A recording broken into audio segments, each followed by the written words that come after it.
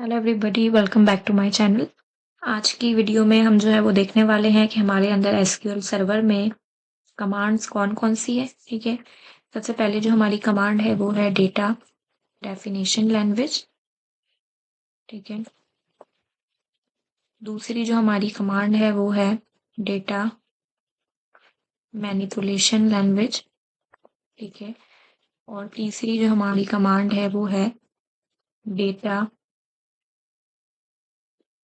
Control language. ठीक है, तीनों का हमारा जो काम है बेसिकली वो क्या है, डीडीएल का जो काम है वो बेसिकली है कि डेटाबेस और टेबल के स्ट्रक्चर को चेंज करना, डिलीट करना।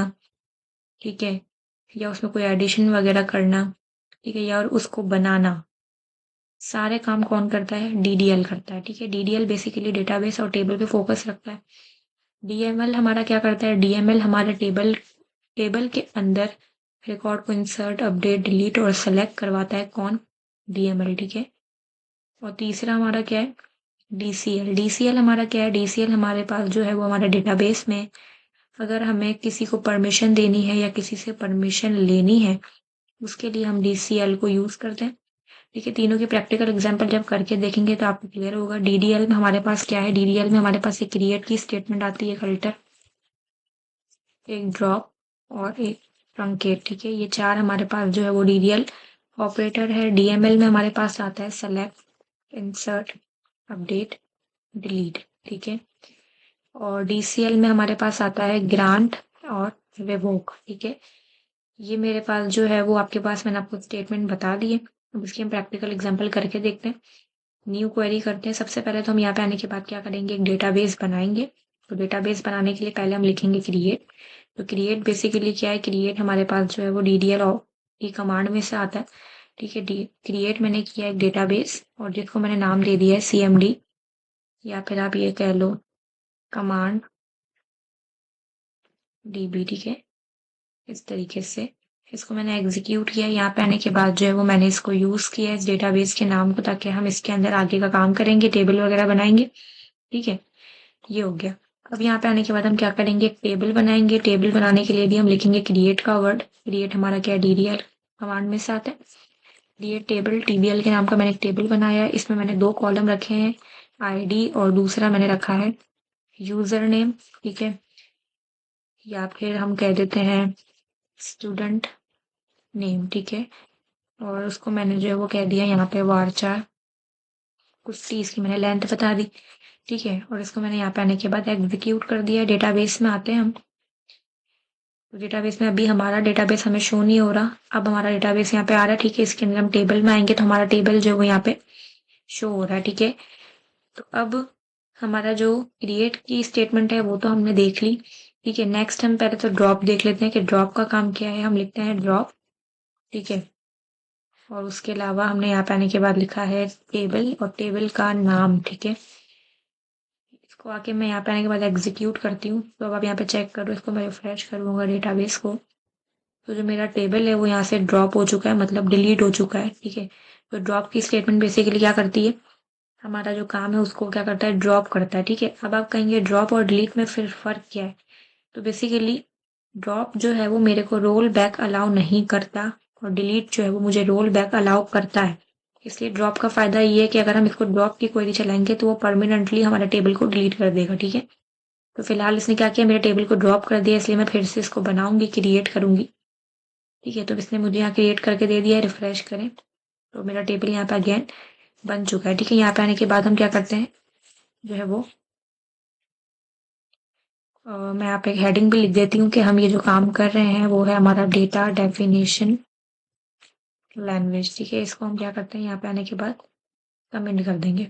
ठीक है, अच्छा, डेटा डेफिनेशन में एक तो क्रिएट आता है, एक ड्रॉप आता है, एक और क्या आता है, अल्टर आता है। अल्टर से हम क्या करेंगे, लेट सपोज मुझे यहाँ पे स्टूडेंट फीस का कॉलम या फिर आप कह लें एज का कॉलम भी ऐड करवाना है मुझे। तो उसके लिए हम क्या करेंगे, अल्टर की कमांड चलाएंगे।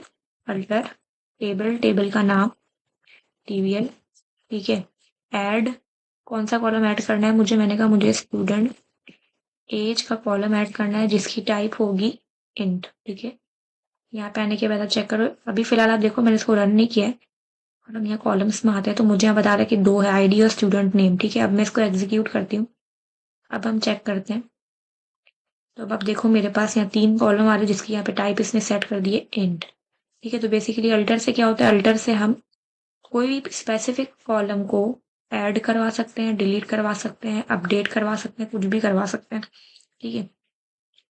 तो जो ये है मेरा ये काम हो गया, 3 हमने करके देख लिया। तो हमने अल्टर करके देख लिया। अब अल्टर से ये है कि हमारे किसी भी स्पेसिफिक टेबल के अंदर हम कोई भी एक नया कॉलम ऐड करवा सकते हैं, डिलीट करवा सकते हैं, ठीक है। ओके, सो ये तो हमने 3 जो है वो डीडीएल ऑपरेटर परफॉर्म करके देख लिया।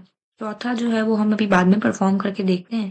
पहले जो है हम डीएमएल के सेलेक्ट और इंसर्ट अपडेट डिलीट में से पहले ये 2 हम पहले परफॉर्म कर लेते हैं, देन हम इस पे आएंगे, ठीक है।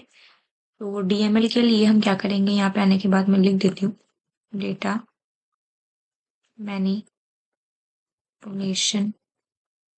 लैंग्वेज, ठीक है। अच्छा, तो डेटा मैनिपुलेशन के लिए हम पहले क्या करेंगे, टेबल के अंदर रिकॉर्ड को इंसर्ट करवाएंगे। तो मैंने कहा इंसर्ट इनटू टेबल का नाम और उसके कॉलम, ठीक है। वैसे तो यहाँ आपको 2 दिख रहे हैं, लेकिन अभी हमने एक और इंसर्ट करवाया है, एक नया कॉलम बनाया है, ठीक है। तो पहला आएगा आईडी, दूसरा आएगा स्टूडेंट नेम और तीसरा आएगा स्टूडेंट एज, ठीक है। ये मेरे वो कॉलम्स हैं जो ऑलरेडी बने हुए हैं, ठीक है। वैल्यूज मैंने इसको बता दी। पहली मैंने इसे इंसर्ट की 10 आईडी और नेम मैंने जो है वो इंसर्ट कर दिया जैसे कि ठीक है। और एज मैंने जैसे बोल दी इस तरीके से, ठीक है। फिर दूसरा मैंने रिकॉर्ड इंसर्ट किया, मैंने कहा आईडी में दे रही हूँ 20, एज मैंने और नेम मैंने दे दिया, कोई भी आप नेम एक असाइन कर दो, और एज मैंने दे दी जैसे 40, ठीक है। ये मैंने रिकॉर्ड को सेलेक्ट करके एग्जीक्यूट कर दिया। तो वो कह रहा है 2 रॉस अफेक्टेड, ठीक है। इसने मेरे रिकॉर्ड को इंसर्ट कर दिया। ये इंसर्ट की स्टेटमेंट मेरी डेटा मैनिपुलेशन में आती, ठीक है। अब हम रिकॉर्ड को क्या करते हैं, सेलेक्ट करके देख लेते हैं। तो मैंने यहाँ पे आने के बाद किया सेलेक्ट स्टैटिक फ्रॉम टेबल का नाम, ठीक है। यहाँ पे आने के बाद अब इसको रन करो तो आपका रिकॉर्ड यहाँ पे आ रहा है, ठीक है। अब हम ये ट्रंकेट को करेंगे। ट्रंकेट क्या करता है, ट्रंकेट मेरे टेबल को खाली करता है, ठीक है। ट्रंकेट टेबल, टेबल का नाम, ठीक है। तो ये क्या करेगा, जितने भी रिकॉर्ड मैंने इंसर्ट किए ट्रंकेट उस टेबल को एम्प्टी कर देगा, ठीक है। एग्जीक्यूट किया मैंने। अब आप सेलेक्ट करके देखो तो आपका रिकॉर्ड सारे नल हो चुके हैं, ठीक है। तो बेसिकली ट्रंकेट का काम ही है कि वो स्पेसिफिक टेबल को बिल्कुल एम्प्टी कर देता है, ठीक है। तो अब आप बोलेंगे फिर डिलीट और ट्रंकेट में क्या फ़र्क है। अगेन ट्रंकेट मेरा रिकॉर्ड को रोल बैक नहीं करता, परमानेंटली डिलीट कर देता है, ठीक है। अच्छा, फिलहाल मैं रिकॉर्ड को, ठीक है, तो इसको यहाँ पे आने के बाद हम क्या करेंगे, एग्जीक्यूट कर लेंगे, ठीक है। चेक करें हम, तो हमारा जो रिकॉर्ड है वो वापस से इंसर्ट हो चुका है, ठीक है। तो हमारी डेटा मैनिपुलेशन में हमने इंसर्ट और सेलेक्ट करके देख लिया। अब हमारा जो नेक्स्ट है वो है हमारा अपडेट एंड डिलीट, ठीक है। तो हम यहाँ पे आने के बाद जिसकी आईडी 10 है उसके नाम को मैं चेंज करना चाह रही हूँ। तो मैं क्या करूंगी, अपडेट की क्वेरी चलाऊंगी। तो यहाँ पे आने के बाद मैंने लिखा है अपडेट टीबीएल, ठीक है, सेट, तो कॉलम का नाम है स्टूडेंट नेम, ठीक है। मुझे किसके इक्वल जो है वो सेट करना है। मैंने कहा मुझे जो है वो वैल्यू इसमें लिखनी है इस तरीके से, ठीक है। कहाँ पे, मैंने कहा वेयर आईडी 10, ठीक है।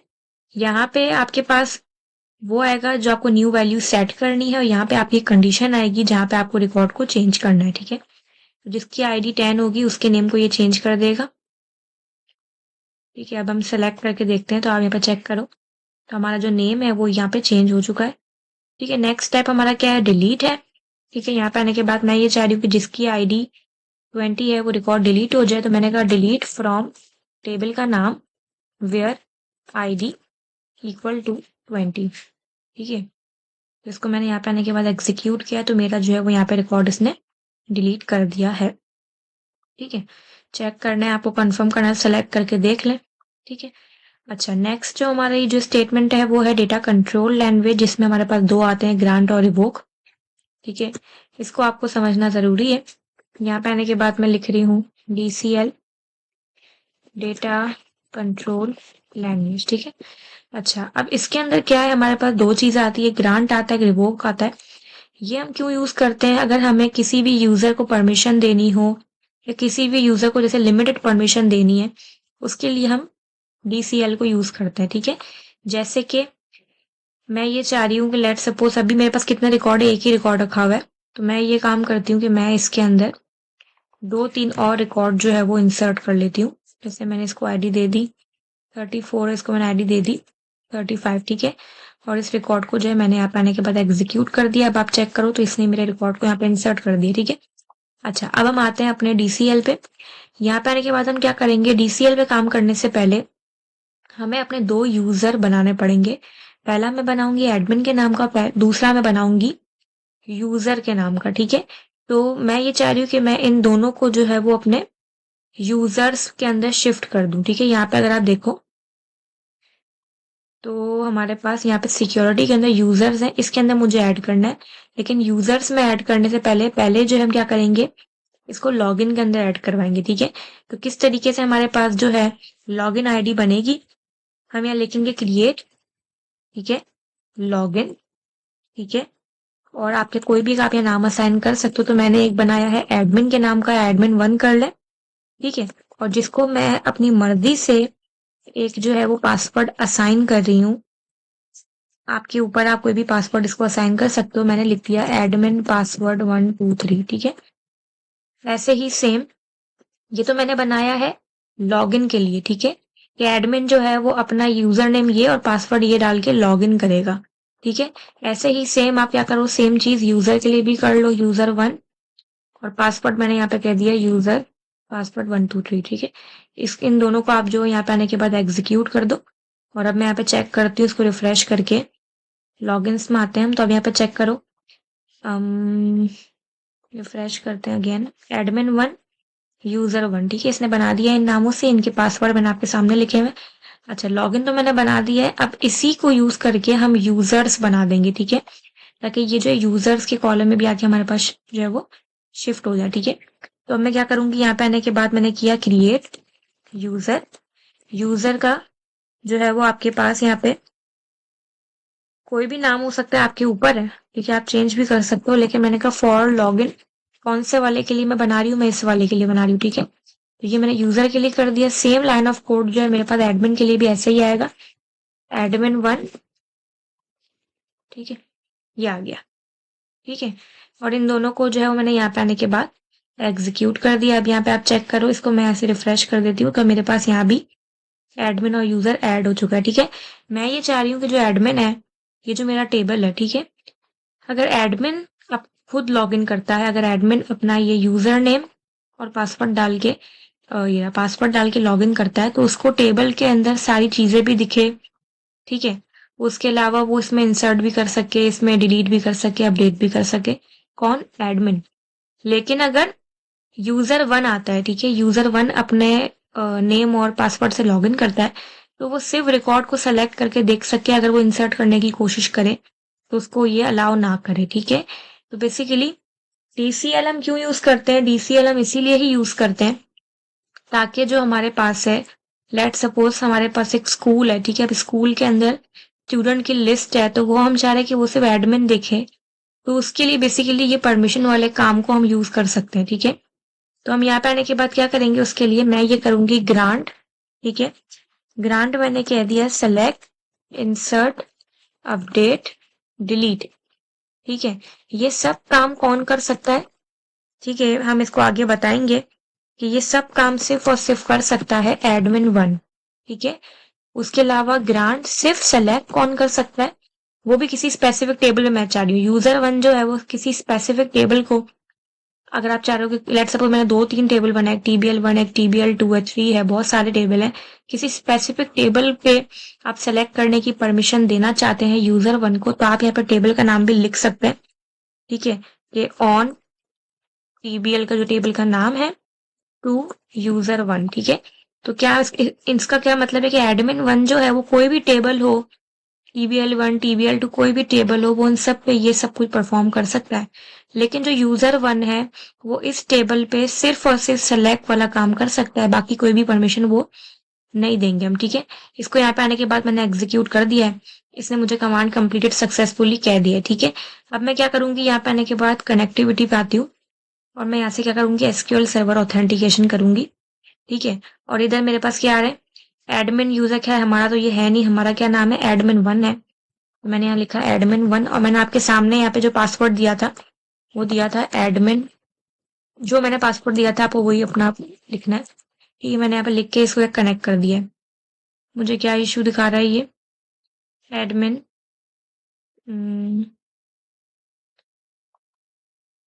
अगर हम यहाँ पे आके चेक करें,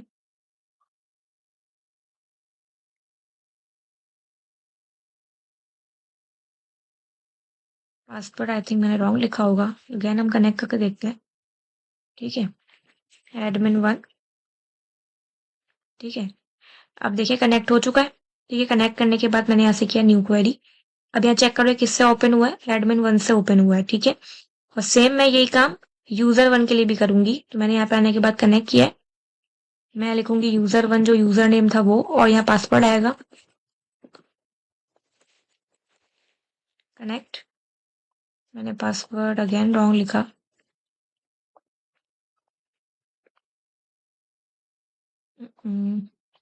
क्या पासवर्ड दिया हमने, ओके कॉपी, मैं पी जो कैपिटल लिख रही थी, यूजर 1, मैंने पासवर्ड यहाँ पेस्ट किया, कनेक्ट, ठीक है। अब मैंने इसे यहाँ पे ओपन कर दिया, मैं न्यू क्वेरी करती हूँ। अब यहाँ पे चेक करो किससे ओपन हुआ ये, यूजर 1 से, ठीक है। हमने इन दोनों को परमिशन क्या दी है कि एडमिन जो है वो इंसर्ट भी कर सकता है, डिलीट भी कर सकता है, सब कुछ कर सकता है, लेकिन जो यूजर है वो सिर्फ और सिर्फ इस टेबल पे क्या कर सकता है, सेलेक्ट कर सकता है, उसके अलावा इंसर्ट अपडेट डिलीट नहीं कर सकता। प्रूफ अगर आपको देखना तो हम यहाँ पे करके देखते हैं, ठीक है।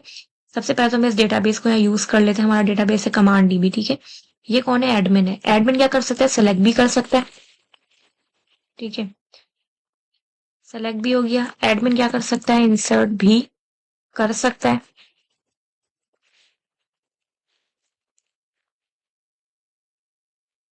स्टूडेंट नेम, ठीक है। एडमिन क्या कर सकता है, यहाँ पे आने के बाद जो है वो वैल्यू को 50, यहाँ पे मैं कोई भी इसको जो है वो एक नेम असाइन कर देती हूँ और मैंने इसको कोई भी एक एज बोल दी, ठीक है। एडमिन क्या कर सकता है, इंसर्ट भी कर सकता है, सब कुछ कर सकता है, कौन, एडमिन। अब यही काम हम मास्टर जो ये यूजर 1 है इसको भी करके देखिए, कॉपी करती हूँ मैं, इधर आते हैं, ठीक है। यूजर क्या कर सकता है, सेलेक्ट तो कर सकता है। अच्छा यहाँ पे ये इसलिए एरर दे रहा है क्योंकि मैंने यहाँ पे डेटाबेस को सेलेक्ट नहीं किया, क्योंकि हम न्यू फाइल पे आए, ठीक है। चेक करें, सेलेक्ट किया, सेलेक्ट करके तो ला रहा है, लेकिन अब मैं इंसर्ट करती हूँ, मैं आईडी चेंज कर देती हूँ, 66 कर दी मैंने, एग्जीक्यूट करते हैं। तो अब ये क्या बोल रहा है कि आपको इंसर्ट करने की परमिशन नहीं है इस टेबल के ऊपर, क्योंकि हमने इसको खुद परमिशन किस चीज के दिए, सिर्फ और सिर्फ सेलेक्ट करने की दी है, ठीक है। अगर आपको 2 परमिशन देनी है, सेलेक्ट और इंसर्ट की देनी है, तो आप यहाँ पे कॉमा लगा के इस तरीके से लिख सकते हो, ठीक है। तो ये क्या करेगा, इंसर्ट करने की भी परमिशन दे देगा यूजर को, ठीक है। अभी देखें, अब मैं यहाँ पे आके इंसर्ट क्वेरी चलाऊं तो अभी ये उसको अलाउ कर रहा है, क्योंकि हमने वहां से इसको परमिशन ग्रांट कर दी, ठीक है। अगर अब मुझे परमिशन हटानी है, मैं ये चाह रही हूँ कि यूजर 1 पे से मैं सारी परमिशन हटा दूं, या किसी एक को आपको अगर लेट सपोज हटाना है, ठीक है, तो वो किस तरीके से करेंगे। लेट सपोज मैं चाह रही हूँ कि मैं ये सेलेक्ट वाली परमिशन हटा दूं या इंसर्ट वाली परमिशन हम हटा दें, ठीक है। मैंने कहा रिवोक, ठीक है। ग्रांट एंड रिवोक दोनों डीसीएल है। ग्रांट क्या करता है, परमिशन अलाउ करवाता है, रिवोक क्या करता है, परमिशन को हटाता है, ठीक है। रिवोक करेंगे, रिवोक करने के बाद में क्या करूंगी, मुझे कौन सी परमिशन हटानी है, मैंने कहा मुझे इंसर्ट की परमिशन हटानी है। ऑन टेबल का नाम किसको, 2 है हमारे पास, एडमिन भी है, यूजर भी है। मैंने कहा यूजर 1 को इंसर्ट वाली परमिशन, जो अभी ये कब से इंसर्ट अभी कर रहा है, इसको मुझे हटा देना, ठीक है। तो आप क्या करोगे, यहाँ से परमिशन कुछ रिमूव कर दिया, रिवोक कर दिया। अब मैं यहाँ पे आने के बाद इसको इंसर्ट करके देखती हूँ वैल्यू को, तो अब आप देखो ये वापस से मुझे कह रहा है कि आपको परमिशन नहीं है, ठीक है। तो बेसिकली ग्रांट और रिवोक इस तरीके से ही काम करते हैं, ये परमिशन आपको देता है और ये आपसे परमिशन लेता है, ठीक है। तो बेसिकली ये इस तरीके से जो है वो काम करता है। डीसीएल आपके पास क्या है, डीसीएल जो है हमारे पास सिक्योरिटी पर्पस के लिए जो है वो ये दिया गया है, ताकि अगर हमें किसी को जितनी लिमिटेड एक्सेस देना है हम इसको यूज करते हुए दे सकते हैं, ठीक है। तो आई होप कि आपको क्लियर हुआ होगा डीडीएल, डीएमएल और डीसीएल दोनों क्या, तीनों क्या चीज है, ठीक है। एसक्यूएल के अंदर ये बहुत ज्यादा इंपॉर्टेंट इसका रोल है, ठीक है। तो आप इसको जो है वो अगर आपको समझ में आया हो, काइंडली तो वीडियो को लाइक करें, शेयर करें, कमेंट करें। ठीक है, थैंक